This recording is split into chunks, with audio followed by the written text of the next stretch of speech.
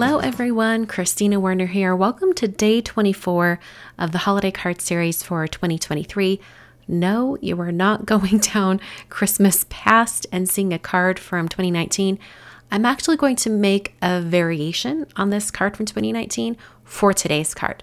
So I'm starting out with the greeting. I decided to kind of step up this card design by doing a little bit of foiling. So I'm using this hot foil plate set from Yana Smakula's Christmas line at Spellbinders. I've had it for a while and I've been meaning to use it and I'm finally doing it. Foiling is just so intimidating to me, especially because I've never really had like a really smooth, positive process whenever I do foiling. You know, like it always takes me a while to get into it. So what you're seeing right now is, I think, the 7th attempt of trying to do this foiling.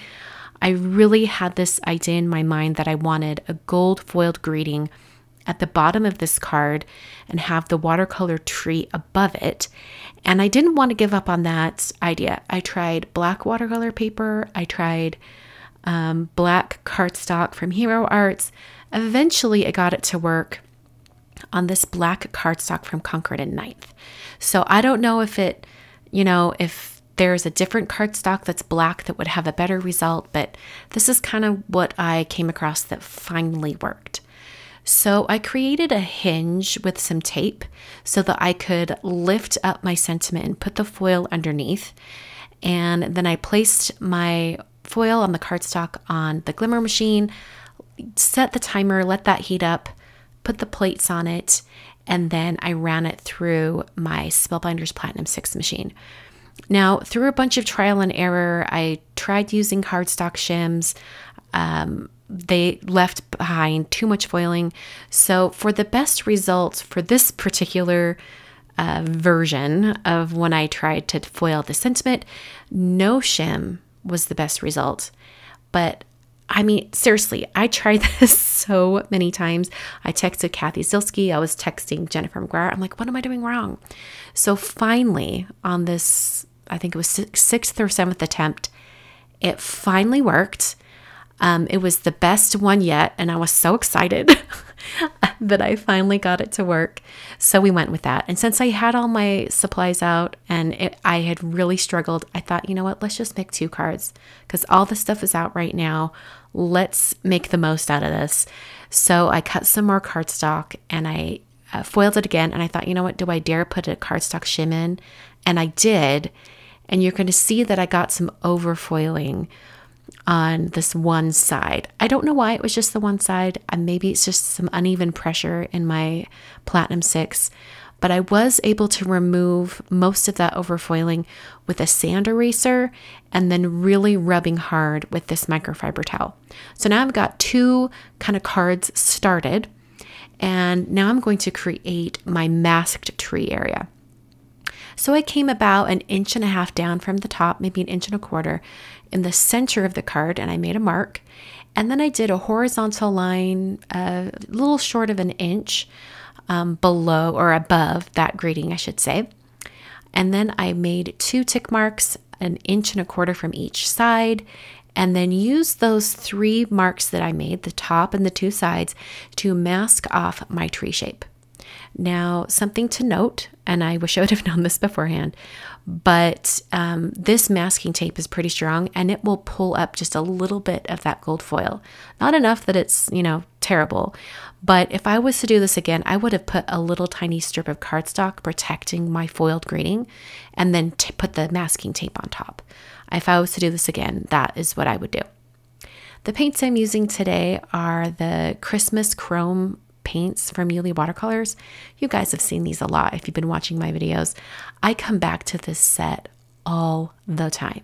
It's got those really bright, vibrant kind of rainbow shades of colors, and it just works really well.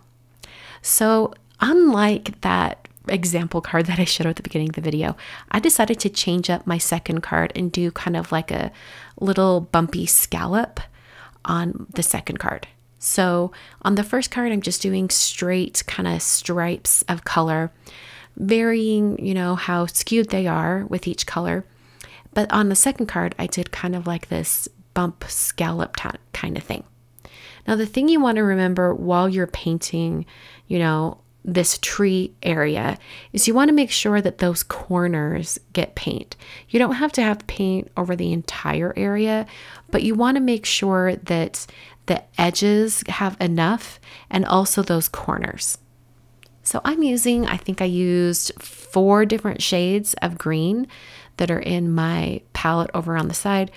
And as far as the coverage of all of these, I did go back to some of the darker shades that I'd done at the beginning just to fill in some gaps.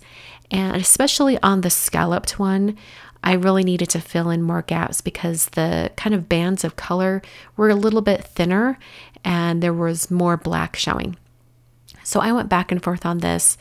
And I also should note that I dried each color before moving on to the next. So I did use my heat tool on these, and unfortunately it did start to warp the paper because, as you recall, this is not watercolor paper. This is just regular cardstock from Concord and Ninth. So another thing that I noticed when I was removing this, you're going to notice right here, it's going to leave back some paint in the corner. It's just kind of like the paint that dried on the tape, and I'm bending back the tape and it's causing that paint kind of in powder form to go onto my project. And this is when I was like, you know what? I think maybe this paint isn't sticking to the cardstock as well as I would hope. I think it's going to kind of smear and it's not going to be permanent. So I had in the back of my mind that I might need to spray a fixative on this card when it's completely finished. I used my A7 layers dies from Waffle Flower to trim this down. Initially, I was going to have it be a regular 5x7 card, but then there was quite a bit of space around the outside, and I thought, you know what? This is such a dark card with that black cardstock. I think it would do well to have kind of like a white area around it. So I decided to have a white card base, a 5x7 card, and then just adhere this to my card using some foam tape. And also, because the cardstock was quite warped, I find that adding a bunch of foam tape on the back really kind of straightens out the cardstock and it doesn't look as warped at all.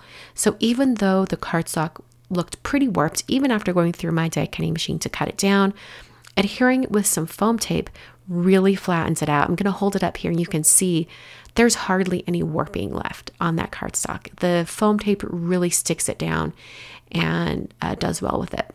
On this second one, there was just a little more warping on one side, but it worked out really well. I'm now using some adhesive pearls. These are the gold adhesive pearls from Craft Consortium, and I just added those on to the trees. This is also a departure from the original inspiration. On that first card, it did not have ornaments or any embellishments. It was a 1-layer card, but this one has quite a bit more on it. It's got that foiled grating. It's got gold pearl ornaments on the tree and all that. So I did say that I used a fixative. So this is how I prepped my cards to go outside and be sprayed. Now, I have to warn you all, you really want to go outside to spray a fixative or spray adhesive. It's just not safe inside your home. So I took this outside, within a box, and I sprayed it, not a ton, but just a couple of times, and then let it dry for 15 minutes before I did anything to it. Now, actually, I need to rewind. I did remove the wide Post-it tape while it was still wet, and then I let it dry for 15 minutes. And this is probably about 5 minutes into the drying process. You can see as I tip it in the light, there's still a little bit of that spray fixative that's not quite dry, but it dried great once it was completely finished.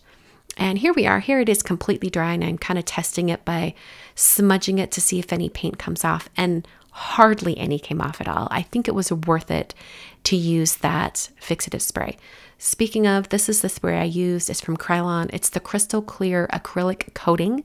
It does have a more shiny finish. It didn't bother me on top of these very shiny metallic paints, but just something to note if you want to use it on other projects. So here are the finished cards for today. I think they turned out pretty good. And even though I had some missteps and had to redo things a couple of times, I still got these cards done in a fairly quick amount of time. I think this would be a fun card design to change up and do multiples of, possibly even not masking the tree, but painting it and then just die cutting the tree and adhering it to the card. I think that would work really well also. I'll be back on Monday, Christmas Day, with day 25 of the holiday card series. I'll also be announcing the winners for that Tim Holtz trimmer giveaway. So I hope people come back and check that out. Have a lovely holiday. I will see you on Christmas Day.